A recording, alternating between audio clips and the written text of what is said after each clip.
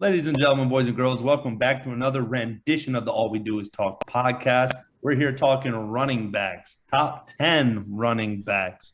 I'm here with Moody and Isaiah. What's going on, guys? RBs. Love to talk about them. In the 1950s, they were the most popular player on the football field. Now they don't matter, but we're still here to give y'all a top 10 list because they play on the team. Amen. Yeah. When formulating this list, I just came to the conclusion that this will be a dead position by 2026 at the latest, and most will be running back by committee, like how the good teams that win championships do. The list is pretty irrelevant, but fantasy football loves a good fantasy football. If you want to win fantasy championships, you better have a running back. So for your fantasy studs, here we go. Let's start with the honorable mentions.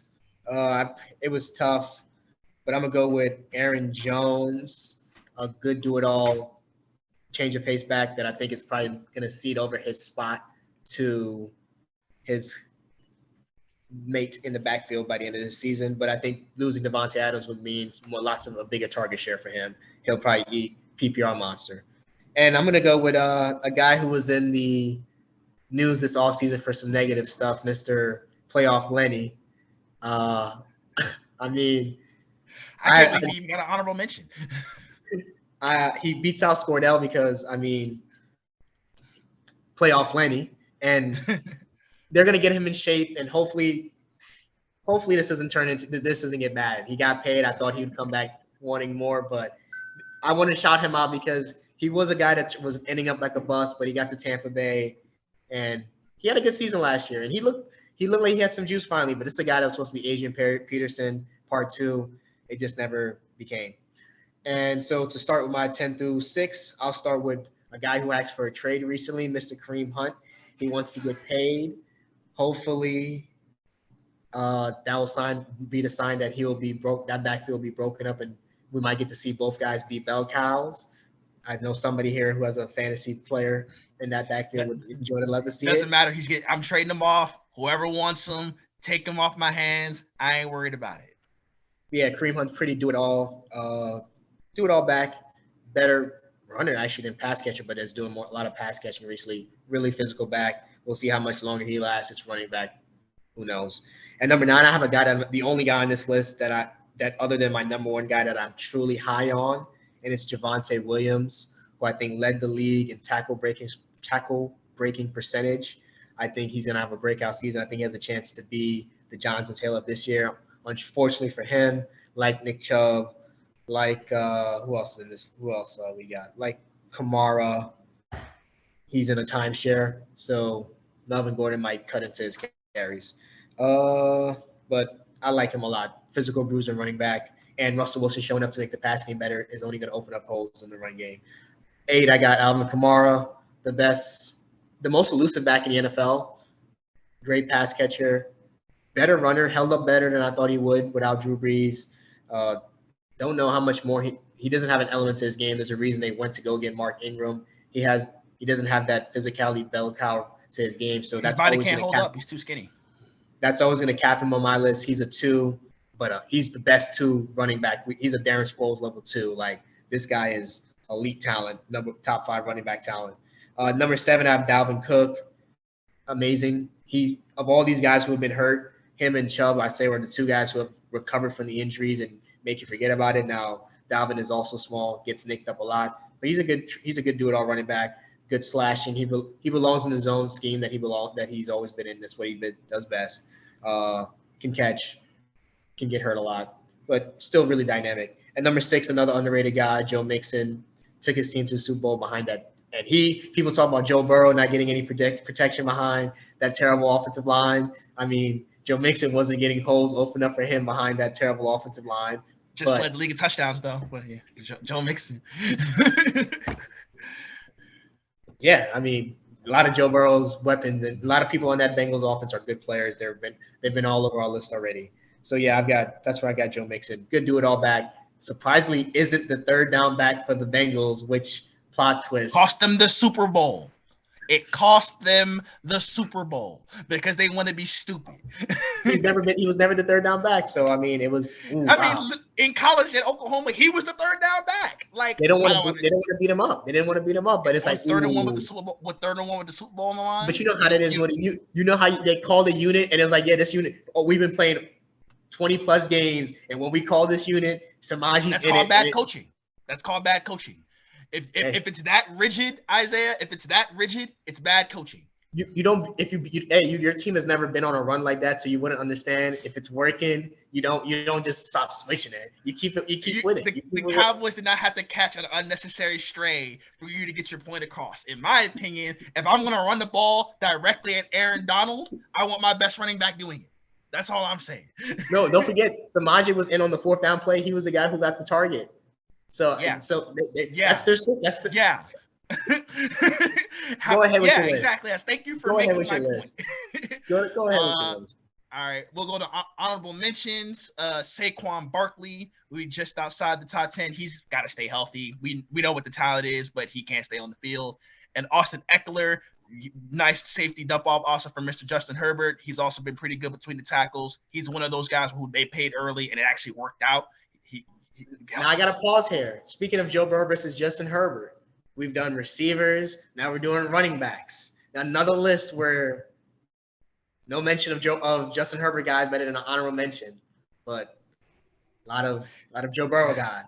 Hey, in the same art, Dak ain't had nobody on the list either, but y'all didn't even want to put him in the honorable mentions list. All right, at number 10, that's where he resided.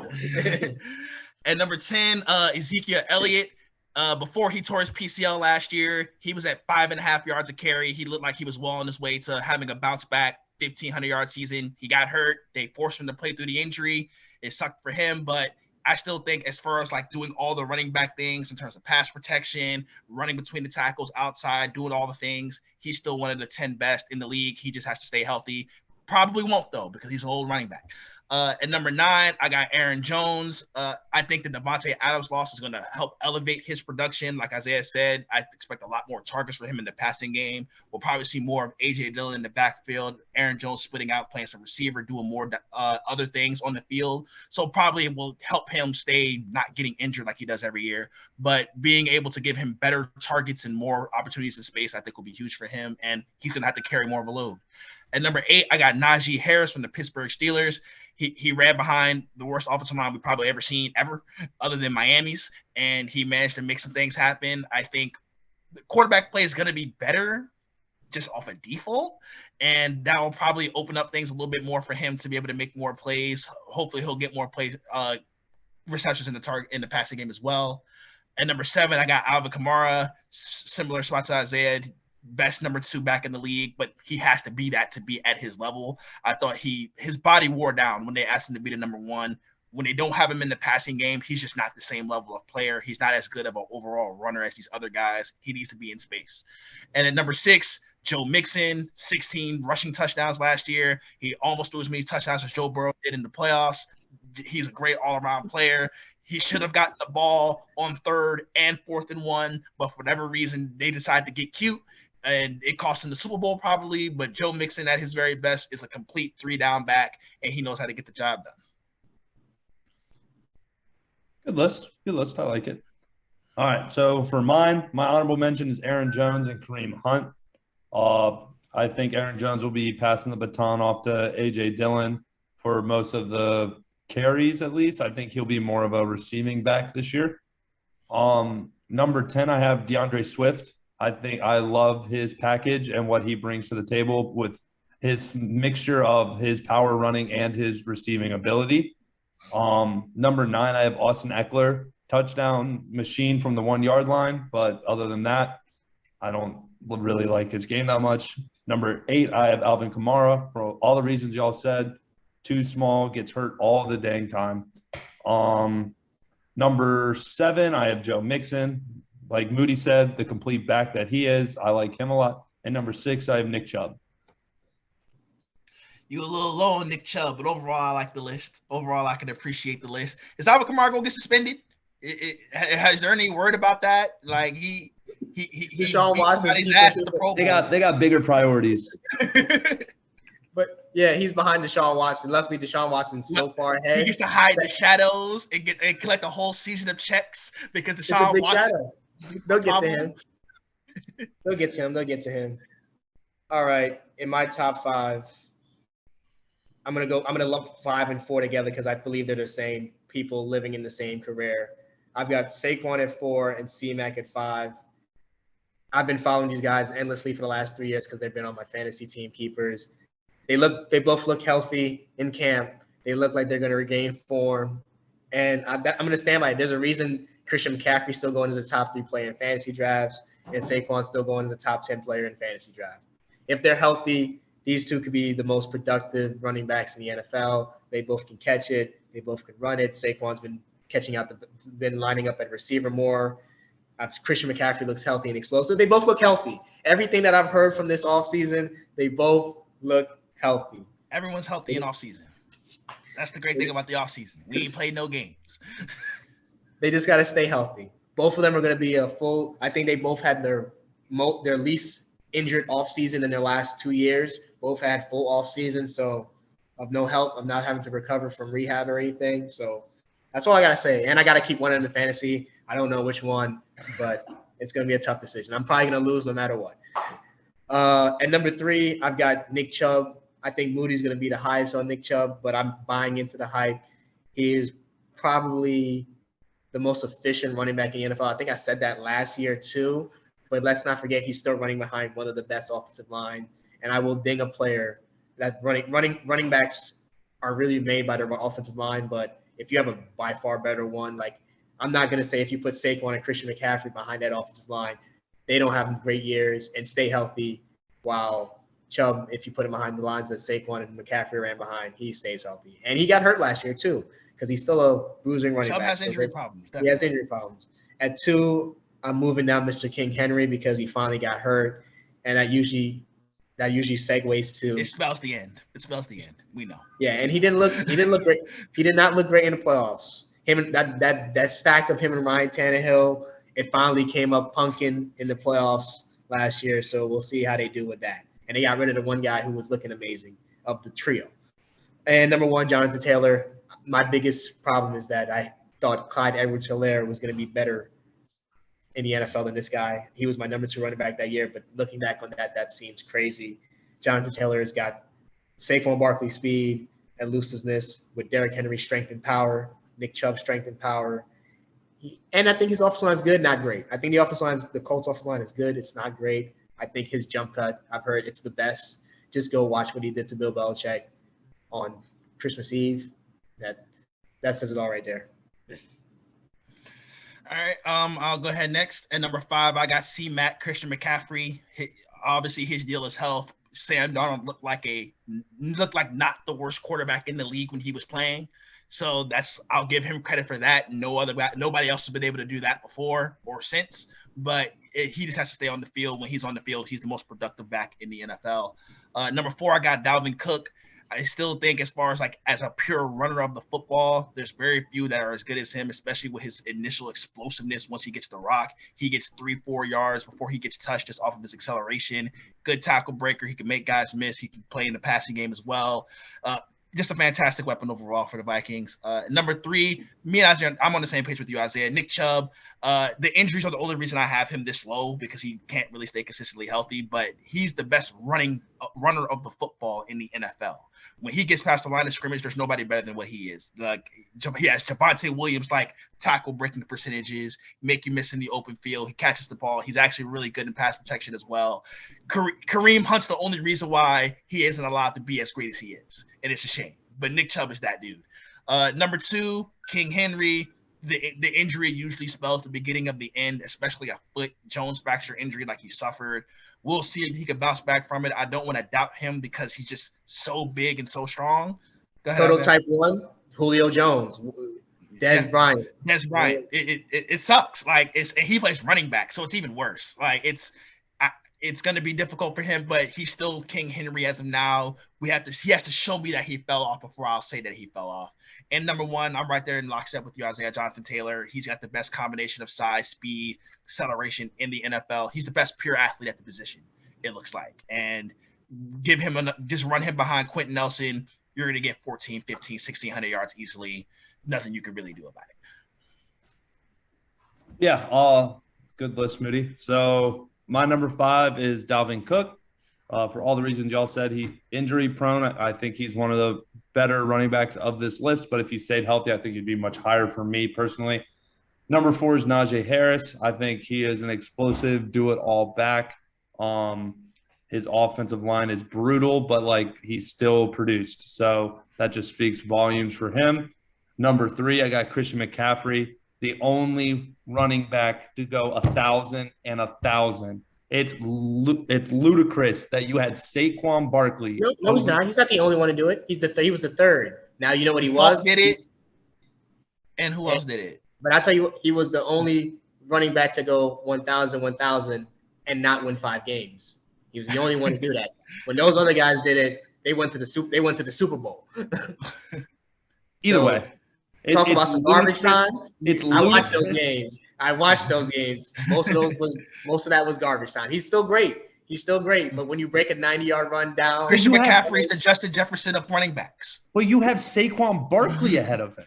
Saquon being on the list is crazy, Eric. We know that. Yeah. We know Saquon being on the list is crazy. We don't got to talk about that's his bias. Top 5? He hasn't if they're all healthy, played the last 2 years. I told you, if he's healthy, I think he's going to be amazing. He's been healthy in 3 years, Isaiah. It's been 3 years. When he going to be healthy? No, it's been 2. It's been 2. He had 2 good years, 2 down years. Christian McCaffrey ain't been healthy in 2 years. But everybody's done a fine guy to that. And he had more injuries. Christian McCaffrey's had more injuries and more body parts. Not a torn ACL. Hey, those are easy to come. Hey, Nick Chubb, Dalvin Cook, that ACL tear don't mean much to most people nowadays. That's all I gotta say. But all right, broken feet and arms and shoulders. Anyway, so Christian McCaffrey, number 3. Number 2, I have Jonathan Taylor. I agree with both of you where he is probably the best combo of everything you need in a running back. But I'm not knocking King Henry off his throne until someone overthrows him. It could be this year, but I don't think Jonathan Taylor took King Henry off the throne just yet. Before Henry got hurt, he was going to be 2,000 again. Yeah, that's what he was messing around with. But that's the problem with the running backs. You can't feed them like that and expect them to last. But all right, Isaiah, go ahead with your rookie and breakout. My breakout is Naji Harris. Both of you guys had him on the list. I think consistently, if we had the top 15, we would all have the same 15 running backs. This position has no depth whatsoever. So I got with Naji Harris. I think he was amazing last year. With better quarterback play, hopefully better offensive line play, he might survive. If it's still bad offensive line play, we'll see how long the career goes. And my rookie is Kenneth Walker III. I think he's going to be a top 5 running back by the end of the season. Seattle going to feed him, so yeah.